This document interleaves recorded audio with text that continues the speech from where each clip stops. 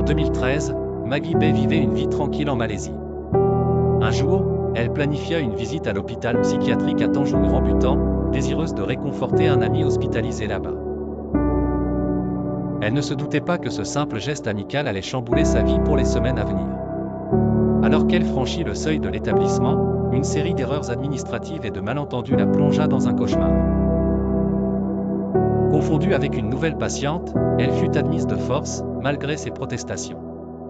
Le personnel, persuadé d'avoir affaire à une personne souffrant de schizophrénie, ignorait ses explications.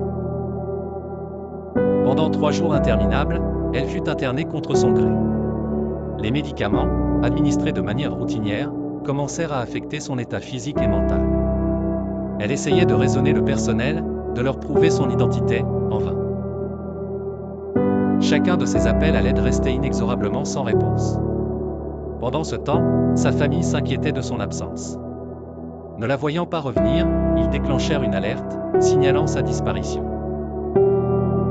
C'est grâce à leur insistance et leur démarche inlassable que l'administration de l'hôpital finit par examiner plus attentivement son dossier.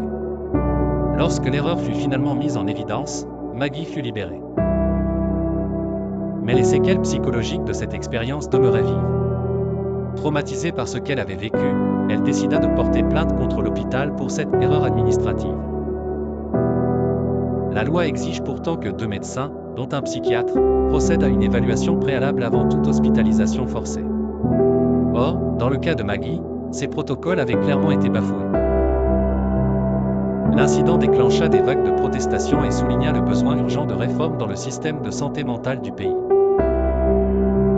La leçon amère tirée par Maggie Bay fit ressortir la fragilité de ce système, appelant à une vigilance accrue pour protéger les droits des individus et éviter que de telles erreurs tragiques ne se reproduisent.